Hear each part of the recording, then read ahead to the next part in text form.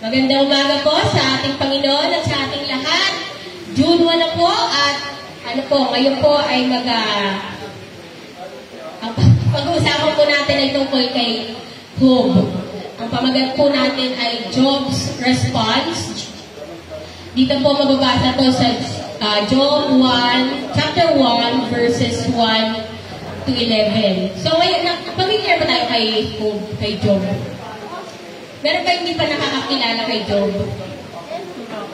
Paborito din po ito ni Ate Janice, yung namin member.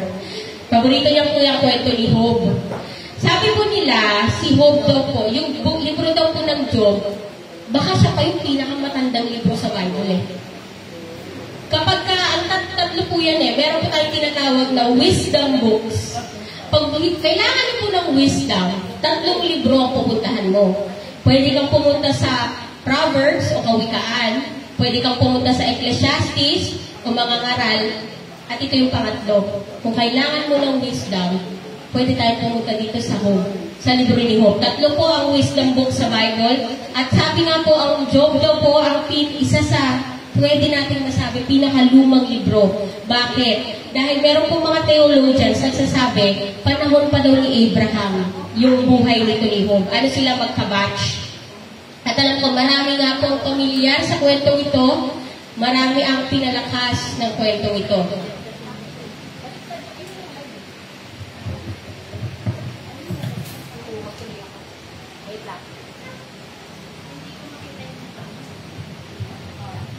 Tapos dahil pamilyar na po tayo dito sa kwento sa buhay ni Job, alam natin na mayroong 3 characters dito . Isang mabuting tao, pangalan Job. Isang masamang kaaway, si Satanas. At isang napakabuting Diyos. 3 po ang character dito sa librong ito. At alam ko, dito rin sa librong ito, matatalakay, yung isang tanong na alam ko, minsan sa buhay natin, bawat isa dito, alam ko, natanong nyo na to. Bakit merong suffering? Bakit sa mabubuting tao pa, napupunta yung mga masasamang bagay? Bakit kung sino yung mabuti, siya yung maraming pagsubok? Minsan natanong nila, bakit sila masama sila, Lord Pero bakit sila yung ginagpapala? Bakit parang kung sino yung mabuti? Tulad ni Job, sila yung nabibigyan ng pagsubok na alam mo, hindi mo alam saan ang galing at alam mo, hindi karapat-dapat maranasan ng tao nito. Dito po yan sa libro ni Job matatalakay. Bago po tayo magpatuloy, manalangin po muna tayo. Panginoon, maraming salamat po sa buhay po ni Job. Panginoon, alam po na sa inyo na po nanggaling, Lord God, na siya po isang mabuting tao, Panginoon. Salamat po sa libro niyo, Lord God, sa libro ni Job na pag-aaralan namin ngayong umaga, Panginoon. Nawa, Panginoon, lalo namin maintindihan at kung hindi man po namin maarok, Panginoon, ang wisdom ng isang napakabuti at kapangyarihang Diyos, bigay mo kami ng kapayapaan sa oras na ito, Lord God. Na alam po namin, Lord God, na tulad ni Job, Lord God, kontrolado niyo ang lahat ng bagay. Bigyan niyo ng wisdom ang bawat isa, Panginoon, lalo na po ako, Panginoon, na nawa ang mensahe niyo lamang po ang maihayag namin, Panginoon, sa oras na ito. Ito lamang po ang aming prayer in Jesus' name. Amen. Sa pagpapatuloy, basahin nga natin, ano ba meron kay Job? May isang lalaki nakatira sa lupain ng Uz na nagngangalang Job. Siya isang mabuting tao, sumasamba sa Diyos at umiiwas sa masamang gawain. Pamilyar, no? Parang yung katabi mo, mabuting tao, sumasamba sa Diyos, umiiwas sa masamang gawain. Ganyan na ganyan yung mga taga-divine will . Mabuting tao, sumasamba sa Diyos, umiiwas sa masamang gawain. Mayroon siyang 7 anak na lalaki at 3 anak na babae. Marami siyang tagapaglingkod at siya ang pinakamayaman sa buong silangan. 7,000 ang kanyang tupa, 3,000 ang kamelyo, 1,000 ang baka, at 500 ang asno. So, nung panahon na to, wala pa po konsepto ng pera. So, para masabi na mayaman ka, hindi po tulad ngayon na net worth na si Bill Gates ay ganitong dollars worth. Para malaman na mayaman ka, ilan ang ari-arian mo na mga, na cattle, siya mayaman talaga kasi meron siyang 7,000 tupa, 3,000 kamelyo, 1,000 baka, at 500 asno. So kung titignan natin si Job, nasa kanya na lahat. Meron siyang faith, Christian siya, meron siyang pamilya, dami nga niyang anak kung binilay siya ni Lord. Meron siyang yaman, at maging kasikatan sa lugar nila. Sa buong silangan, siya yung pinakamayaman. Na kay Job na po lahat. Siya po ay isang taong righteous. Siya po ay mapagmahal sa pamilya. Siya po ay isang negosyante, at siya ay nirerespeto. Si Job po ay isang mabuting tao. Pero anong nangyari sa isang mabuting tao? Dumating ang araw ng mga anak ng Diyos ay humarap kay Yahweh at naroon din si Satanas. Tinanong ni Yahweh si Satanas, anong pinagkakaabalahan mo ngayon? Nagpapabalik-balik ako sa lahat ng sulok ng daigdig, sabi ni Satanas. Verse 8, napansin mo ba ang lingkod kong si Job? Sabi ni Yahweh, wala siyang katulad sa daigdig. Mabuti siyang tao, sumasamba sa akin at umiiwas sa masamang gawain. Dugtong tuhan ni Yahweh. Sumagot si Satanas, sasambahin ka pa kaya ni Job kung wala na siyang nakukuha sa iyo? Naalagaan mo siya, ang kanyang pamilya at ang lahat ng ari-arian niya. Pinagpapala mo ang lahat ng kanyang gawin at halos punuin mo ng kanyang kayamanan ang buong lupain. Subukan mong alisin ang lahat sa buhay niya at harap-harapan kanyang isusumpa. Ito po ay isang conversation, ano tagal sa conversation? Pag-uusap ni Satanas at ng ating Panginoon, ng ating Diyos. At ito po ay isang katotohanan. Ibabagsak ko na po yung isang katotohanan dito. Lahat ng kilos, lahat ng ginagawa ni Satan, lahat ng sufferings na ibinababa niya sa atin, alam ng Diyos. Ay, ang malinaw dito, bago po mangyari ang lahat ng nangyari kay Job, nag-usap si Yahweh, nag-usap na dun si Satanas, sabi na, kaya ka lang naman sinasamba ni Job dahil pinagpapala mo siya. Tanggalin natin yung pagpapala niya, tingnan natin kung sasambahin ka pa niya. So si Satan po, ang ibig sabihin ng Satan, adversary or one who opposes. Siya po ay isang kaaway. Ang ibig sabihin ng Satan, kaaway, siya ang taga-akusa. Yan ang pinakatrabaho ni Satan. Wala po sa buhay ni Job ang magsisilbing dahilan bakit po siya nagdurusa. Pero dahil si Satan ay mahilig mag-akusa, yun lang yung kaya niyang gawin, meron pa rin siyang nasabi tungkol kay Job. Na kaya lang daw sumasamba si Job dahil sa pagpapala. Yung pagbibintang, yung paratang ni Satan kay Job ay isang atake sa Diyos. Anong mapapala ni Satan pag inapi niya yung isang tao? Dami-daming tao sa mundo, pero may mapapala siya pag magawa niyang atakihin ng Diyos. So, sinasabi ni Satan nung oras na to, alam mo, Diyos, kaya lang sumasamba sa'yo si Job, kaya yan sa'yo takot, kasi binibless mo eh. Tanggalin mo yan, hindi kanya i-bless dahil ikaw ay isang Diyos na hindi dapat sambahin. Ang mga tao mo sumasamba lang sa'yo kasi may nakukuha sa'yo. Pero kung tanggalin mo, hindi ka dapat luhuran, hindi ka dapat sambahin, hindi ka dapat panalanginan. Dahil para sa akin, hindi ka Diyos na karapat-dapat ng pagsamba nila. Yun ang pinapakita ni Satan. Yung oras sa'yo, yun yung inaatake niya. Sinasabi na kay Lord na, binabayaran mo lang ang mga tao para maniwala sa'yo. Tanggalin mo, walang maniniwala sa'yo. At gusto ko man pong sabihin kay Satan ngayon, na talagang siya po ay isang father of lies, pero nung oras na ito, marahil meron po katotohanan sa sinasabi niya. Meron po talagang mga taong nagtitiwala sa Diyos dahil pinagpapala sila. Meron po talagang mga Kristiyano ang init-init, nagsisimba linggo-linggo kasi ang ganda ng buhay nila eh. Grabe si Lord! Yan yun yung turo ng prosperity gospel eh. Pinagbe-bless ako, mayaman ako at ang pamilya ko. Kaya mainit ako sa Panginoon. May katotohanan ang sinasabi ni Satan. Meron po talagang taong sumasamba sa Diyos dahil may kapalit. Meron po talagang tao na nagsisimba dahil merong hinihiling, merong ninanais, merong alam na kaya ibigay ng Diyos sa buhay ko. Pero hindi ako nandito sa simbahan ngayon dahil sa Diyos. Hindi ako kasi sa blessing. Maganda eh, oh. Maganda yung buhay ko eh. Masaya. Puro pagpapala. Pero sabi ka ni Satan, paano pag tinanggal? Paano pag nawala? Kaya po tayo bilang mga Kristiyano at nais ko po bilang mga Kristiyano talaga isang paalala na sana ang pagsubok magpalakas ng pananampalataya. Hindi po ito, wag po nating hayaang manalo si Satan at sabihin na oo nga, Satan, nagsisimba lang ako kasi maganda yung buhay ko. Hindi na maganda buhay ko kaya hindi na ako magsisimba. Hindi na ako blessed kaya hindi na ako mag-church. Hindi na ako ganun kayaman kaya hindi na ako mananalangin. Huwag po nating hayaan na magkaroon muli ng isang pagkakataon si Satan na sabihin na tama ako. Bilang Kristiyano, sana ang lahat ng trials, lahat ng problema, lahat ng pagsubok, lalo tayong lumalim sa Diyos.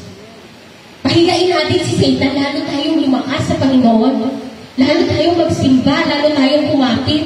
Huwag natin siyang hayaan na magkaroon ng isang tamang sinabi. At ang una po natin point ngayon, gusto ko pong bigyan ng diin yung suffering. Kilala po si Job dito sa suffering. Bakit siya kilala sa suffering? Job 1:14. Walang ano-ano dumating kay Job yung isa niyang tauhan. Sabi, kasalukuyan namin inaararo yung baka, nanginginain naman ng mga asno, nang may dumating na mga sabeyo. Kinuha nila ang mga baka, kinuha nila yung asno, pinatay pa yung mga kasama ko. Ako lang po ang nakatakas upang magbalita sa'yo. Verse 16, hindi pa ito tapos magbalita, dumating na naman yung isa. Sabi nito kay Job, tinamaan ko ng kidlat yung mga tupa at yung mga pastol na matay lahat. Ako lang po ang nakaligtas upang magbalita sa iyo. Verse 17, hindi pa ito halos tapos magsalita. May isa na naman pong dumating. Sabi, sinalakay po kami ng 3 pangkat ng kaldeyo. Kinuha nila ang lahat ng kamelyo. Pinatay ang aking mga kasama. Ako lang po ang nakatakas upang magbalita sa iyo. Hindi pa tapos yan. May verse 18 pa. Hindi pa ito halos tapos magsalita. Dumating na naman yung isa. Habang ang mga anak po ninyo nagkakainan, nagiinuman sa bahay ng panganay nilang kapatid, hinampas po ng napakalakas na hangin ng bahay at bumagsak. Nabagsakan po sila at nabatay lahat. Ako lang po ang natirang buhay upang magbalita sa iyo. Dito po masasabi natin na pag sinabi yung suffering, kay Job talaga din eh. Isa talaga sa kinalang book sa Bible na puno ng suffering si Job. Sa isang araw, kasi hindi pa tapos magsalita yung mga tao eh. So, isuot ng isang araw, lahat ng kayamanan niya nawala. Okay, pwede mawiin yun eh, no? Pwede kang kumita ulit eh. Lahat ng anak niya namatay. Hindi na po mabubuhay ulit yun. Yung 10 mga anak niya, na binahal niya, pinalaki niya. Sa loob ng isang araw, nawala ang lahat kay Job. Yan po ay isang suffering na alam ko, hindi man natin naranasan ng direkta, pero alam ko na ang bawat isa dito magkaroon ng kawalan. Mawala sa iyo yung isang bagay na mahal mo, isang bagay na pinaghirapan mo, isang bagay na akala mo hindi mawawala. Pagising mo isang araw, wala na pala lahat. Yun po yung nangyari kay Job. Bago po tayo magpatuloy, gusto ko lang pong i-share din, gawin itong oras na to, na meron pong iba't ibang uri ng sufferings sa buhay natin. Kasi pag suffering, suffering equals Satan. Lahat ng suffering dahil kay Satan. Hindi po. Meron po tayong mga suffering na dahil sa sarili nating gawa. Sarili nating free will. Yung old nature natin, sabihin natin old nature. Yung old nature po natin, kaya po na magdesisyon ng oras na to, kumilos ng oras na ito, na magdudulot ng suffering sa buhay natin. Kasi si Satan po, hindi naman siya tulad ng Diyos na omnipresent, yung nasa lugar siya, sa lahat ng lugar siya, sa lahat ng oras. Hindi sila magkasing kapangyarihan ni Lord. Si Satan, isang lugar, isang oras, parang yung oras na to, nandito siya kay Lord, kausap niya. Hindi po siya tulad ni Lord na omnipresent, nandito si Lord sa lahat ng dako. Meron po talaga tayong suffering na dulot ng sarili nating mga desisyon. Kaya sabi sa atin sa Efeso, iwanin nyo yung dati yung pamumuhay. Hubarin nyo na yung dating pagkatao na nasisira dahil sa masamang pagnanasa. Magbago na kayo ng diwa at pag-iisip at ang dapat ninyong isuot ay ang bagong pagkatao na nilikhang kalarawan ng Diyos at nahahayag sa matuwid at banal na pamumuhay ayon sa katotohanan. Bakit ko po ito binanggit? Kasi kung ang Kristiyano po ang nasa isip, oras na magkaroon siya ng problema, ay gawa to ni Satan. Inaatake ako ng kaaway, mawawala ng accountability. Hindi mo matututunan ng salitang repentance. Hindi mo matututunan ng salitang confession. Dahil oras na meron kang problema, grabe, atake ni Satan to. Kagabi, lasing na lasing ka, pagkising mo, alas 11 na, hindi ako naka-church. Grabe, atake ni Satan. Hindi ganon. Hindi po ganon yun. Meron po tayong free will, meron tayong sariling desisyon, meron tayong sariling mga kilos na minsan nagdudulot ng sarili nating paghihirap. At pag oras na dumating yun, magtitiwala pa rin tayo sa Diyos, pero sana bilang Kristiyano, matuto tayo ng salitang repentance, matuto tayo mag-confess. Aminin natin sa Panginoon na nagkukulang tayo. At magsisi tayo ng oras na yun. Para yung suffering, makita natin saan galing. Hindi po lagi si Satan. Alam mo yung parang pag sinisi mo si Satan, pag si Satan na nanahimik ko, Teka, bakit parang kasalanan ko? Ikaw magkapasaya sa'yo ako eh. Tapos ganyan, ako may kasalanan, naway ka ng asawa mo. Bakit parang ako ang pagmali? So, inisip, ako na naman. Kaya nag-away kayong mag-asawa, ako na naman. Inisip, minsan tayo, maging accountable tayo. Panindigan natin na minsan tayo nagkakamali dahil nandito pa tayo sa lupa. May suffering na dahil sa sarili nating kilos. Hindi natin pinagtatalo si Satan, pero minsan talaga mapapailing si Satan. Ako na naman. Nananahimik ako dito. Kaya po, accountability. Pero ipagpatuloy po natin, meron pong ganon, pero merong suffering na hindi mo alam saan nanggaling, hindi mo alam anong ginawa mo, hindi mo alam bakit sa'yo. Yun ang galing kay Satan. Yun ang nangyari kay Job. At gayon po, isang pagkaklaro po muli, wala po sa Bible, ito mahalaga to ha, wala pong yung konsepto na merong mabuting Diyos natin lahat, nangunguna, na siya po yung nangunguna sa lahat ng mabuting bagay. Tapos merong masamang Diyos si Satan. Di ba gano'n sa mga palabas? Good, bad. Merong mabuti, merong masama. Wala pong tinuro ang Bible na gano'n. Isa lang po yung Diyos. Diyos siya ng lahat. Diyos siya ng mundong ito. Diyos hindi pinahintulutan ng Diyos. Sana maging malinaw yan. Kasi meron lang parang God versus Satan. Hindi sila patas. Hindi sila kung sa boxing to, hindi sila magka-level. Ang Diyos ay Diyos, si Satan hindi. Nilikha lamang po si Satan, fallen angel siya, at lahat ng kilos niya dadaan at dadaan sa ating Panginoon. Hindi po siya mas mataas, hindi po siya kasing taas, hindi siya ka-level. Mababa rin po siya. Dahil ang Diyos natin ay Diyos ng lahat. Siya po ang may control ng lahat. Wala pong kayang gawin si Satan na ikagugulat ng Diyos. Lahat yun ipapaalam niya. Alam ni Satan ang lugar niya. Alam niya ang Diyos ay napakamakapangyarihan. Alam niya na isang salita ng Diyos, tapos na siya. Kaya po huwag tanggalin natin sa isip natin na merong mabuting Diyos, merong masamang Satan, naglalaban sila araw-araw. Wala pong laban na nagaganap dahil ang Diyos ang panalo.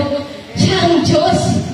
Sana po malinaw po sa atin yung binigyan ko lang po ng klaro. Ginamit ko lang, inabuso ko yung topic natin ngayon para mabanggit yun ngayon sa oras na ito.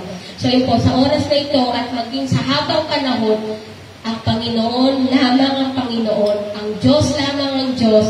Hindi sila magka-level ni Satan. Walang kaya gawin si Satan na hindi dumadaan sa Diyos. Ang Panginoon pa rin po ang may kontrol ng lahat ng bagay sa buhay ko at sa buhay mo. Ang wisdom niya pa rin ang gumagana dito sa mundong ito. Malinaw po? Okay. Ngayon po sa pagpapatuloy, para po sa topic natin na kay Job. Alam natin na ang Panginoon, di ba nag-uusap nga sila, meron po talagang mga bagay na hihahayaan ng Diyos na mangyari po sa buhay natin. Hindi natin gustong mangyari, hindi mo inaasahan, sobrang sakit na dadating sa buhay natin. Pero hindi po mababago ng nangyari iyon ang katotohanan ito. Ang Diyos ay Diyos. Hindi po siya Diyos lang pag maganda ang buhay mo. Hindi po siya Diyos lang pag masaya ka. Ang Diyos ay Diyos. Pumasok man po ang pagsubok, pumasok ang problema, ito rin po ang katotohanan na dapat natin panghawakan. Ang Diyos ay mananatiling Diyos. Ang wisdom niya ay mananatiling pinakamataas na wisdom dito sa mundo at kaya pa rin po ng Diyos guhin ang anuman pong sitwasyon ng bawat isa. Kaya po sa libro ni Job, nakikita natin meron po siyang suffering eh. Kahit walang nagsabi saan galing eh. Sabi nga, mabuti na si Job. Wala siyang ginagawang mali. Nagsama-samba siya, umiiwas siya sa masama. Pero isang araw, nawala lahat sa kanya. Nawala ang kayamanan niya, nawala ang kanyang pamilya, ang mga anak niya. Ito po ay isang bagay na hindi karapat-dapat maranasan ni Job noong panahon na ito. At walang sino mang kayang magpaliwanag nito. At alam ko minsan naranasan na rin natin yun. Galit ako, malungkot ako, nasasaktan ako, Lord. Pero hindi ko maisip bakit. Kasi wala po akong ginagawang mali.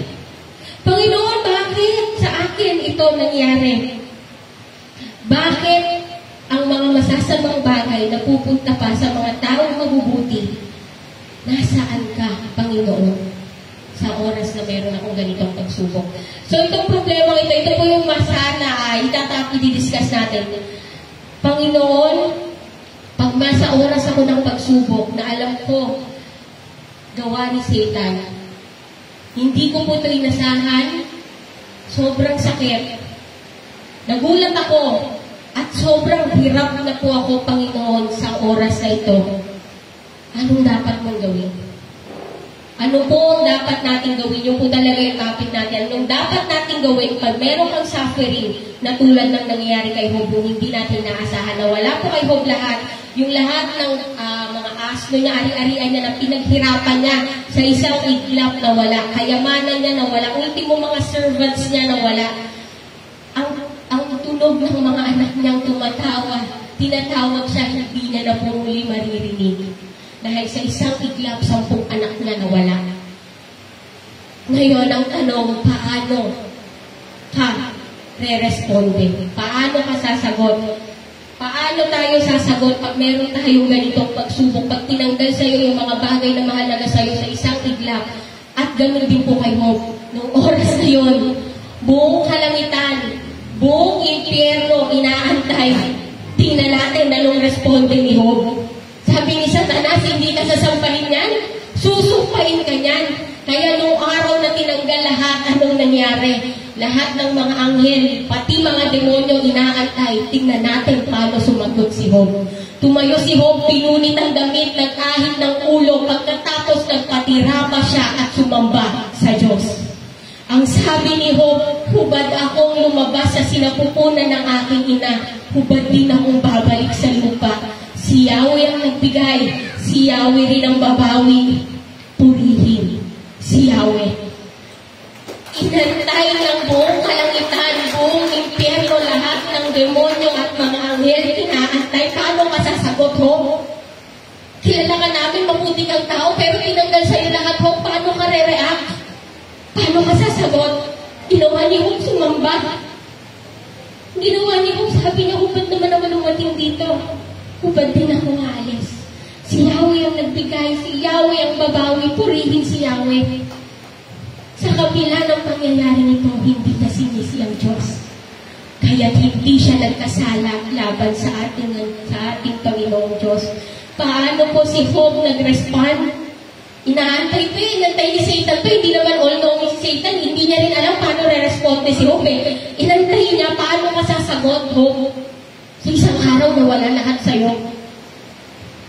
Purong pagsamba ang binigay ni Job sa Diyos ng oras na yun. Wala po siyang pangahawakang kayamanan, wala siyang pamilya, nakasama na, wala na po siyang mga anak, pero purong pagsamba pa rin ang ibinabahan ni Job sa kanyang Diyos. Wala po siyang sinabi na, Lord, ibalik mo lahat. Wala siyang sinabi na, Lord, hindi dapat sa akin to. Purong pagsamba, purihin si Yahweh. Sabi ni Job, hubad akong dumating, hubad din akong aalis. Parang sinasabi ni Job, kakapit pa rin ako. Kakapit ako sa Diyos na kinapitan ko nung mayaman ako. Kakapit ako sa Diyos na kinapitan ko nung marami ako, masaya kaming pamilya. Kakapit ako sa Diyos ngayong walang-wala ako. Yun po ang response ni Job. Kakapit ako dahil kahit na nagkakagulo ang buhay ko, sirang-sira yung buhay ko ngayon, sa kagitna ng kaguluhan ito, ang Diyos ay mananatiling Diyos. Si Yahweh ay Diyos ko pa rin. Yun po ang response ni Job. Yan po yung topic natin, Job's response. Yun ang sagot ni Job kay Satan ng oras na tinanggal lahat sa kanya. Dahil minsan nawalan lang ng 20 pesos, grabing pagsubok to Lord. Ang hirap. Budget na yun eh. Paano ka magre-respond? Yung po yung topic natin ngayon. Hindi po natin makokontrol yung sakit. Hindi natin makokontrol yung suffering na mararanasan sa buhay na ito. Hindi rin po ang tanong kailan. Kailan ba dadating ang pagsubok? Dahil talagang darating. Hindi ko rin masasabi gaano kasakit. Dahil minsan sobrang sakit. Ang pinaka-focus dapat natin bilang mga Kristiyano, ano ang magiging reaksyon mo pag dumating ang pagsubok? Paano ka magre-respond? Kasi yung response natin ang kaya natin kontrolin. Dahil po sa buhay natin, hindi po yung mga problema ang magpapalago sa atin. Kundi paano ka sumagot nung dumating yung problema. Bakit natin masabi yun? Napakarami pong tao nasira dahil sa problema. Nakakalungkot, dumating ang pagsubok, wala na. Sinira na ang buhay pagdating ng pagsubok. At sabi nga po, ang buhay po natin ay mag-grow lamang. Hindi po sa problema, kundi sa sagot mo sa problemang dumating. Ang faith natin mag-grow lamang po kapag maayos at tama at ayon sa salita ng Diyos ang response natin sa mga pagsubok. Pagpatuloy natin, kasi si Satan hindi pa tapos kay Job eh. Kaya umalis si Satanas sa harapan ni Yahweh. Tinadtad ng nagnanaknak na sugat ang buo nitong katawan mula ulo hanggang talampakan. Naupo si Job sa tabi ng basurahan, kinamot niya ng isang pirasong basag na panayok ang kanyang mga sugat. Sinabi ng kanyang asawa, mananatili ka pa bang matuwid? Sumpain mo ang Diyos mo at nang mamatay ka na. Ang sagot ni Job, hindi mo naiintindihan ang iyong sinasabi. Pagpapala lang ba ang tatanggapin mo sa Diyos? Hindi ba natin tatanggapin kung bibigyan niya tayo ng pagdurusa? Sa kabila ng kanyang paghihirap, hindi nagsalita si Job ng laban sa Diyos. Tandaan po natin, ang goal po ni Satan, hindi po yung magdusa ka. Ano mapapala ni Satan kung ako ay umiiyak gabi-gabi? Pero may mapapala si Satan pag ako'y nagkasala dahil sa problemang binigay niya. Kaya yun ang goal ni Satan. Sana sa problema, pagsubok na ibinibigay ko dito kay Job, sana magkasala siya. Sana sisihin niya si Lord. Pero tingnan natin ha, ito po yun po yung goal ni Satan at nakakalungkot yun po yung nangyari sa asawa ni Job. Ano sabi ni asawa ni Job? Mananatili ka pa bang matuwid? Sumpain mo na yung Diyos mo at nang mamatay ka na. Asawa niya yan. Tingnan natin yung plano ng asawa niya. Sa loob ng isang araw, isa o dalawang araw, sabi ng ito po yung sa perspektibo ng asawa. Sa loob ng isa o dalawang araw, nawala lahat ng negosyo nila. Lahat ng taon nilang pinaghirapang mag-asawa, nawala. Tapos, yung 10 mga anak na dinala niya sa sinapupunan niya ng 9 na buwan, inalagaan niyang minahal hanggang sa lumaking matutuwid ng mga tao, sa isang iglap din nawala. Tapos ngayon, pinitignan niya yung asawa niya, hindi niya na makilala dahil pinagtaran siya ng sugat. Nagnanaknak na sugat. Yung asawa niya pagkatingin niya na sa tabi ng basurahan, may hawak na palayok, kinakadkad yung nanak sa katawan niya. Sabi ni Job, sabi ng asawa ni Job, mananatili ka pa bang matuwid? Minsan po ito po yung desisyon na pinipili natin. Pag dumating ang pagsubok, dumating ang problema, sabi ng asawa ni Job, nawala na sa atin lahat, Job. Nawala ang pera natin, nawala yung mga anak natin. At tignan mo, itsura mo, puro ka naanak, nakakadiri yung katawan mo. Kaya parang gusto niya sabihin, kumakapit ka pa rin, Job. Naniniwala ka pa rin sa Diyos mo? Niloloko mo na ba ako ngayon? Sumpain mo na yung Diyos mo, Job. Kasi kung meron kang Diyos, hindi na hahayaang mangyari sa'yo to. Pero kung meron kang Diyos, hindi siya ganun ka-powerful. Kasi tingnan mo yung nangyari sa atin, Job. Yung pera natin na wala, yung mga anak natin, Job, na wala. Tingnan mo itsura mo, puro ka na. Job, huwag ka nang kumarapit. Huwag ka nang maniwala sa Diyos mo dahil nawala at mukhang walang pakialam yung Diyos na sinasamba mo. Nakakalungkot po yung katotohanan, pero napakaraming tao ganyan ang reaksyon pag dumating ang pagsubok. May Diyos ba talaga? Bakit sa akin nangyari to? Bakit ako inabuso? Bakit ako hinalay? Bakit naulila ako ng maaga? Wala akong ginagawang mali. At nakakalungkot, ganito po yung nagiging response nila. Sumpain mo na ang Diyos na yan. Meron pong iba ang response. Minsan, dinadaan po sa sugal, sa ilong, sa droga. Napakarami po natin pwedeng maging response sa suffering. Pero sana yung response natin katulad ng kay Job.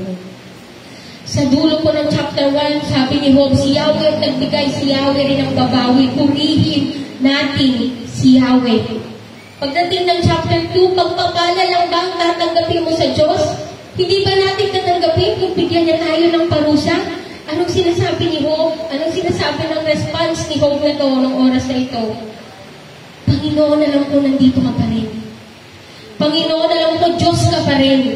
Habang nakaupo ako, tinatanggal ang nana sa bawat sugat na meron ako sa aking katawan. Alam ko, ikaw ay mananatiling Diyos at ako ay mananatiling nakakapit sa iyo. Hindi ko naiintindihan, Lord, na wala lahat. Pinaghirapan ko yun. Hindi galing sa masama yung pera ko, Lord. Pinaghirapan ko lahat yun. Mga anak ko, Lord, mabuti silang lahat. Nawala lahat. Tapos ngayon, pati ako may sarili ng sakit. Sabi niyo, hindi ko po kailanman maiintindihan bakit nangyari sa akin ang nangyayari sa akin ngayon. Malungkot ako, galit ako, at napakasakit ng nararanasan ko ngayon. Pero ikaw pa rin ang Diyos ko. Kakapit pa rin ako. Maniniwala pa rin ako dahil ikaw ang Diyos ko. Meron man ako, wala.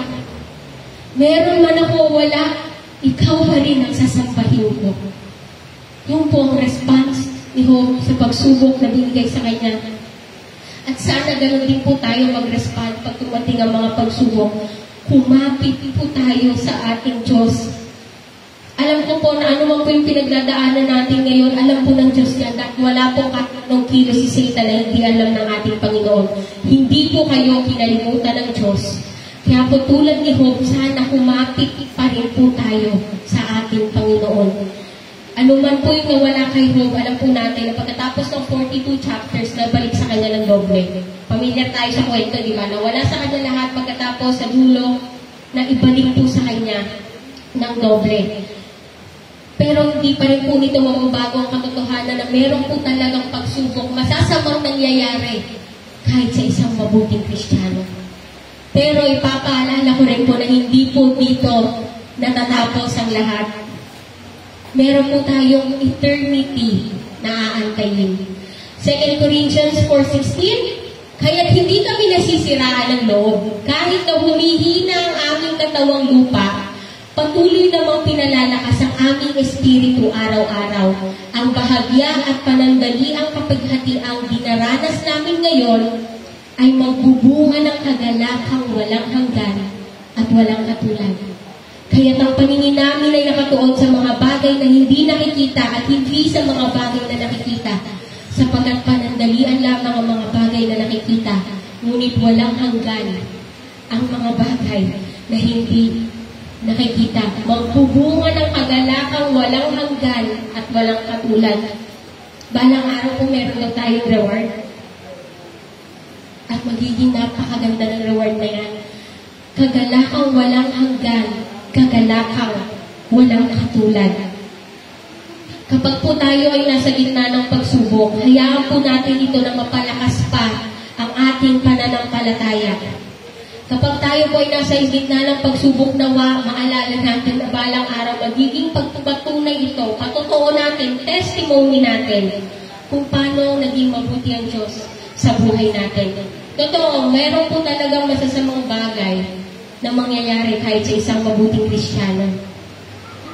Pero tandaan po natin, ang worst o pinaka-masakit na nangyari dito sa mundo, nangyari sa naglakad dito sa mundo na pinaka-mabuti, ang ating Panginoong Jesucristo. 1 Peter 2:20, may pagmamalaki ba ang magtiis ng parusa kung ito ay dahil sa paggawa ng masama? Hindi.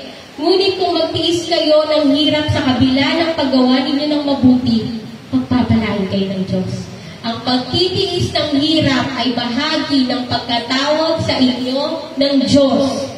Sapagkat lang si Kristo ay magtiis para sa inyo, nag-iwan siya sa inyo ng isang halimbawa na dapat ninyong lubos na tularan. Hindi siya gumawa ng anumang kasalanan o nagsinungaling kailanman. Nang siya'y insultuhin, hindi siya gumanti ng insulto. Nang siya'y pahirapan, hindi siya nagbanta. Sa halip, ipinaubaya niya ang lahat sa Diyos na makatarungan kung humatol. Ang ating Panginoon po, ito yung lamang natin kay Job eh. Si Job po, unang-una pa siya kwento eh. Pero ngayon po, ang lamang natin kay Job, meron na po tayong halimbawa ng ating Panginoong Jesucristo. Si Jesus po ay hindi po siya nagugulat sa sakit, sa paghihirap. Dahil binabahan niya yung sarili niya para maranasan ang paghihirap na higit sa paghihirap na naranasan ng sino man dito. Naranasan ng Panginoon ng kalungkutan, naranasan ng Panginoon hindi matanggap, naranasan ng Panginoon ng sakit, at kinuha niya ang lahat ng ito. Kinuha niya ang lahat ng sakit, hindi lang sa Kanya, kundi nating lahat at dinala niya sa krus ng Kalbaryo. Kaya po pag tayo tumawag ngayon sa Diyos, yun ang lamang natin kay Job. Sa gitna ng sakit, yung Diyos na dinadansala natin, pinapanalanginan natin, alam, danas, kilala yung sakit na nararamdaman mo. Oras na manalangin tayo sa ating Panginoon, Lord, nasasaktan ako. Lord, nahihirapan ako.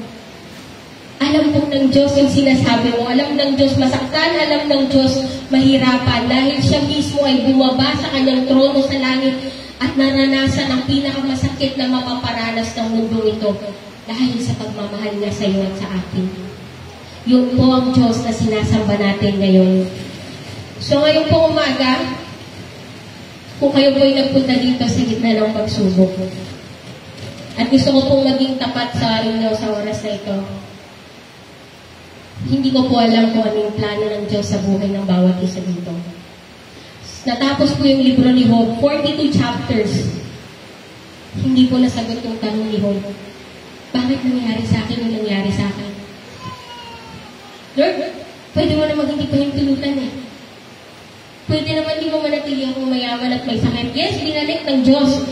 Pero yung sakit, hindi na po mabubura yung naranasan at naranasan ni Job ang sakit for 42 chapters sa Bible. Kung magiging tapat ako, hindi ko po alam kung merong kagalingang nag-aantay sa sakit na pinapanalangin mo. Hindi ko alam kung yung problema sa pamilya nyo matatapos.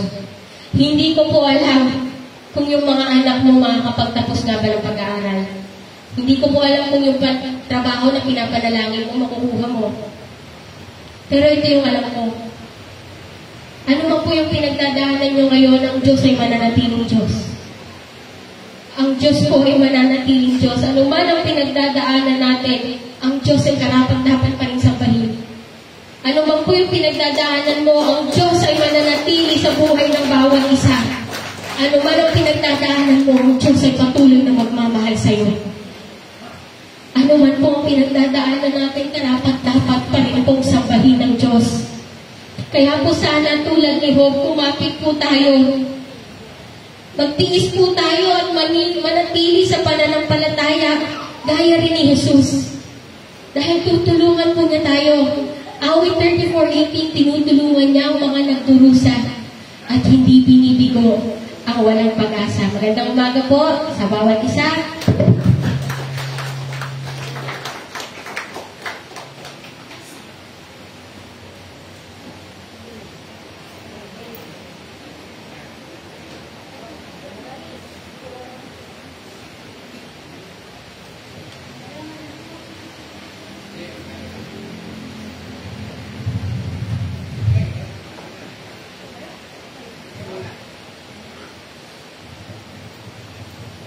Praise God, hallelujah. Purihin po natin ang ating Panginoon.